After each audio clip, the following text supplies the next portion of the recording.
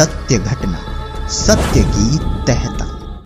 कैसे शंकर जी और हनुमान जी की भक्ति करते करते एक भक्त को बीमारियों ने घेर लिया। पहले जब मैं शंकर जी की भक्ति करता था और हनुमान चालीसा का पाठ करता था तो उस समय हर साल मैं बीमार होता था और बीमार इतना होता था कि मेरे पेनिसिलिन का इंजेक्शन लगता था और जब मैं ठीक होता था। और उसके बाद मुझे उस भक्ति को करते हुए फेफड़ों में पानी आ गया मेरे, और फेफड़ों में पानी आने के बाद टीबी की दवाई चली मेरी, और डॉक्टर ने बोल दिया था कि टीबी की अगर दवाई खाओगे तो तुम्हें मछली और अंडा जरूर खाना पड़ेगा, नहीं दवाई तुम्हें खा जाएगी। जिस बीमारी से हनुमान जी न बचा सके, कैसे संत रामपाल जी महाराज जी ने अपने भक्त को दे दिया जीवन दान। जब संत रामपाल जी महाराज की शरण में आया तो 2013 से आज तक ना ही मुझे कोई बुखार आया और ना ही मैं कोई दवाई खाता हूँ। यह है चमन प्रसाद यूपी से। आज की इस वीडियो में आप जानेंगे कि कैसे संत रामपाल जी महाराज जी से नाम उपदेश लेने के बाद सत भक्ति की शक्ति ने चमन प्रसाद के जीवन को चमत्कारों से भर दिया। आइए जानते हैं सत्य घटना पर आधारित आज की सच्ची आप बीत इस वीडियो में। संत रामपाल जी महाराज की ऐसी कृपा हुई, ना ही वो दीवार में कहीं टकराया, ना कहीं बोरिंग में टकराया, और सही सलामत बाहर निकल के बाहर आ गया। उसके बाद अब उसका रेलवे जेई में नंबर आ गया और पुलिस वाली छोड़ कर वो जेई वाली करेगा। मालिक ने इतना जो है उसे लाभ दिया। तीसरे, मेरी एक बच्ची थी जो दूध नहीं पीती थी और वो बहुत हारी हुई थी। उसने परमात्मा संत रामपाल जी महाराज के फोटो के आगे दंडवत प्रणाम करके प्रार्थना करी और आज वो 1.5 लीटर दूध दोनों टाइम में पीती है। और एक लाभ ये हुआ कि मेरी लड़की की रमैनी हुई, जो कि मेरा दामाद सरकारी नौकरी पे है। रमैनी उस दिन के बाद मैंने कोई नशा करना तो दूर में किसी को उठा के भी नहीं देखता। नमस्कार जी सर, क्या नाम है आपका? चमन प्रकाश शर्मा। चमन शर्मा जी, आप कहाँ से हैं? ग्राम देहराचक, जिला अमरोहा, यूपी से। सर, संत रामपाल जी महाराज से नाम दीक्षा आपने कब ली? 21 जून 2013 में। संत रामपाल जी महाराज से नाम दीक्षा लेने से पहले क्या आप कोई भक्ति साधना भी करते थे? हाँ जी, शंकर जी की भक्ति करता था और हनुमान जी की भक्ति करता था, और एक संत राजेदास जी थे, उनसे भी नाम लिया हुआ था। सर, क्या कारण बना कि आप संत रामपाल जी महाराज की शरण में आए? एक दिन मुझे भी पता लगा कि ये गांव वाले जो ये लोग हैं, ये ऐसे ऐसे हरियाणा में किसी संत के यहाँ जाते हैं। तो उन्हीं का ही एक भतीजा उनके पास खड़ा था और बोला कि भी साधना चैनल पे सत्संग आता गुरुजी का, वो देखा करो और तुम्हें सब सवालों के जवाब मिल जाएंगे। तब मैं साधना चैनल पर सत्संग देखने लगा। संत रामपाल जी महाराज का सत्संग 3 घंटे आता था और मैं लगातार 3 महीने तक वो सत्संग देखने के बाद संत रामपाल जी महाराज की शरण में गया। सर, संत रामपाल जी महाराज की शरण में आने के बाद आपको लाभ भी प्राप्त हुए? हाँ जी, लाभ तो बहुत प्राप्त हुए। पहले जब मैं शंकर जी की भक्ति करता था और हनुमान चालीसा का पाठ करता था तो उस समय हर साल मैं बीमार होता था और बीमार इतना होता था कि मेरे पेनिसिलिन का इंजेक्शन लगता था और जब मैं ठीक होता था। और उसके बाद मुझे उस भक्ति को करते हुए फेफड़ों में पानी आ गया मेरे, और फेफड़ों में पानी आने के बाद टीबी की दवाई चली मेरी, और डॉक्टर ने बोल दिया था कि टीबी की अगर दवाई खाओगे तो तुम्हें मछली और अंडा ज़रूर खाना पड़ेगा, नहीं दवाई तुम्हें खा जाएगी। तो मरता क्या ना करता, मैंने वो भी करा। उसके बाद जब संत रामपाल जी महाराज की शरण में आया तो 2013 से आज तक ना ही मुझे कोई बुखार आया और ना ही मैं कोई दवाई खाता हूँ। मेरी वो बीमारी का यही पता नहीं लगा कि वो बीमारी मेरी कहाँ चली गई। दूसरा ये हुआ कि एक बार मैं और मेरा लड़का बोरिंग में जो खड्डा चिना हुआ था उसमें एक गोए गिर गई थी, उसे निकालने गए थे। और उसे निकालने के बाद मैं बोरिंग में पानी डालने के लिए लेने गया था। मेरे लड़के को एकदम अंधेरा सा आया और वो खड्डे में गिर गया। परमात्मा संत रामपाल जी महाराज की ऐसी कृपा हुई, ना ही वो दीवार में कहीं टकराया, ना कहीं बोरिंग में टकराया, और सही सलामत बाहर निकल के बाहर आ गया।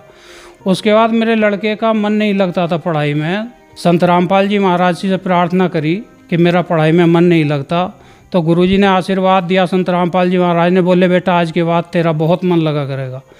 उस दिन के बाद वही लड़का रात के 2-2 बजे तक पढ़ा, और फिर उसने जो भी सरकारी जॉब के लिए पेपर दिया उसमें उसका नंबर आता चला गया।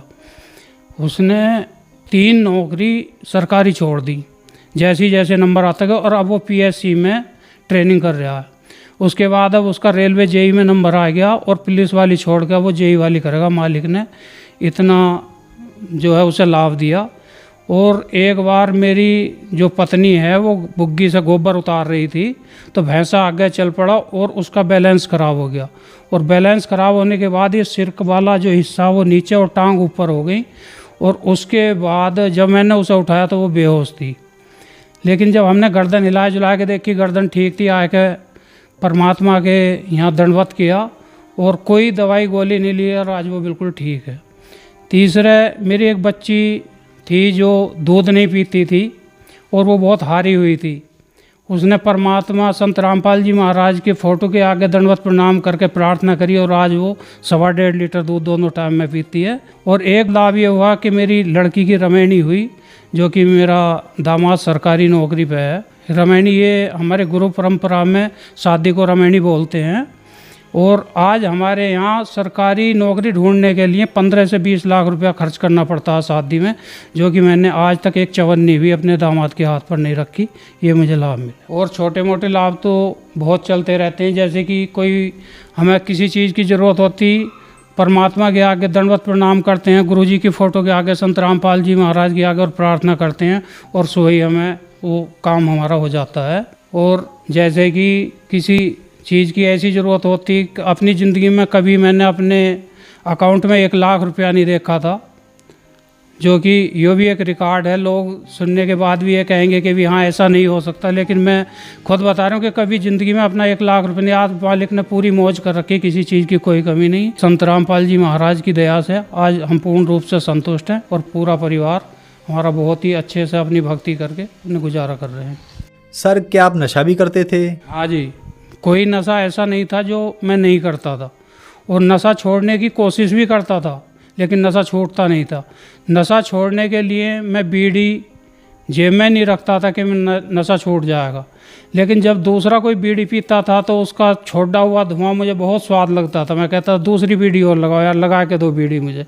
तो कहता था यार तेरे घर की दुकान पर बीड़ी मांग के पीता। तो मैं भिखारी और हो गया था उस नशा छोड़ने के चक्कर में, बीड़ी मांग के पीता था। फिर मैंने बीड़ी रखनी शुरू कर दी। और जब मैं सतलोक आश्रम बरवाला गया तो वहाँ मैंने रोहतक में भी बैठ के शराब पी थी कि अब हमें शराब नहीं पीनी और आज के बाद शराब नहीं पियेंगे। आज शराब भी पी, फिर वहाँ मैंने शराब भी पी। और बीड़ी ख़त्म हो गई थी तो जिंद से जो बस आश्रम के लिए आती है उस बस पे बैठ कर मैंने तम्बाकू भी खाया था। उसके बाद आश्रम जाने के बाद मैंने नाम लिया। नाम बिल्कुल ऐसे लिया था कि मुझे कोई ये जानकारी ऐसी नहीं थी कि भी मुझे इसलिए नाम लेना है, लेकिन नाम लिया। और जो मेरे मन में सवाल थे वहाँ भक्तों से जवाब भी नहीं बनते थे, लेकिन जैसे जैसे सत्संग सुनता गया मेरे सारे सवालों के जवाब मिलते चले गए और संतुष्टि होती चली गई। और घर आने के बाद वहाँ से जब मैं रोटी खाए के खाट पे बैठा तो मेरा हाथ ऑटोमेटिक ही सिराने पे गया बीड़ी उठाने के लिए, जबकि मन में कोई ऐसा नहीं था कि मुझे बीड़ी पीनी है। लेकिन हाथ, अब फिर मुझे हंसी आई कि भी बताओ ये अपना हाथ काम पूरा फिर भी बराबर कर रहा। उस दिन के बाद मैंने कोई नशा करना तो दूर में किसी को उठा के भी नहीं देता। ये मुझे लाभ मिले। सर, संत रामपाल जी महाराज से नाम दीक्षा लेने के बाद आपको बहुत सारे लाभ प्राप्त हुए। तो जो दर्शक आज आपको देख रहे हैं वो भी किसी न किसी बीमारी से परेशान है या नशा नहीं छोड़ पा रहे हैं, उनके लिए आप क्या कहना चाहेंगे? उनके लिए मैं यही कहूँगा, जल्द से जल्द परमात्मा का ज्ञान समझे, संत रामपाल जी महाराज का ज्ञान समझे, पुस्तक पढ़ें और टीवी पे उनका सत्संग आता है, उनका सत्संग सुने। और सुनने के बाद जो उन टीवी के नीचे पीली पट्टी आती है उस पर नंबर दिए रहते हैं, उन नंबरों पर फ़ोन करें। और हर ज़िले में गुरुजी ने, संत रामपाल जी महाराज ने नामदान सेंटर खोल रखे हैं, वहाँ से नाम लें और ज्ञान प्राप्त करने के बाद में अपना कल्याण कराएं। धन्यवाद। सत्य घटना, सत्य की तह तक।